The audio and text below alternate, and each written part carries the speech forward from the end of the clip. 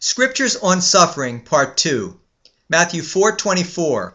Then his fame went throughout all Syria, and they brought to him all sick people who were afflicted with various diseases and torments, and those who were demon-possessed, epileptics, and paralytics, and he healed them.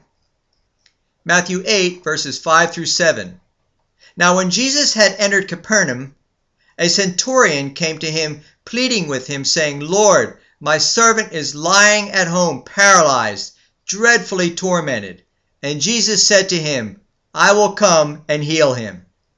Matthew 16:21.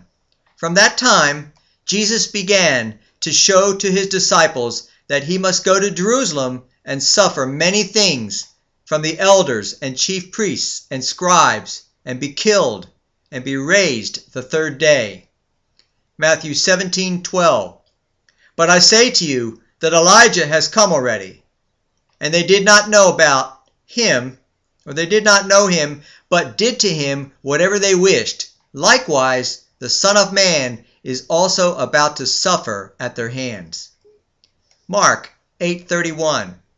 And he began to teach them that the Son of Man must suffer many things, and be rejected by the elders and chief priests and scribes, and be killed, and after 3 days rise again. Mark 5:28 through 30. For she said, If only I may touch his clothes, I shall be made well. Immediately the fountain of her blood was dried up, and she felt in her body that she had been healed of the affliction.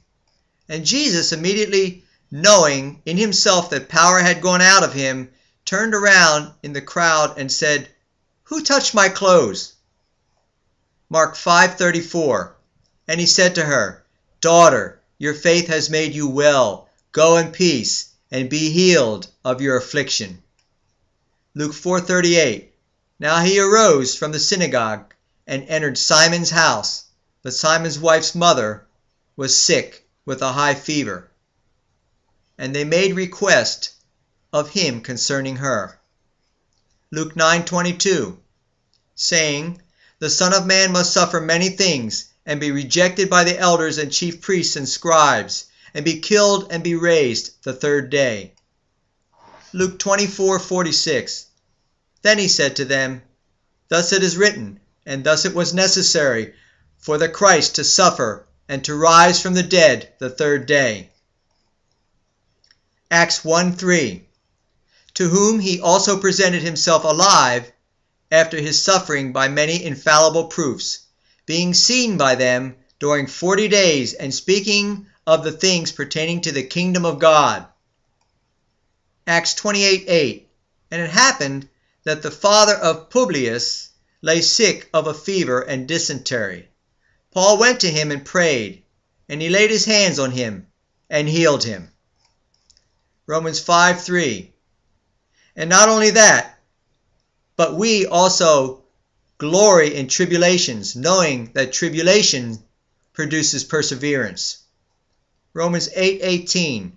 For I consider that the sufferings of this present time are not worthy to be compared with the glory which shall be revealed in us.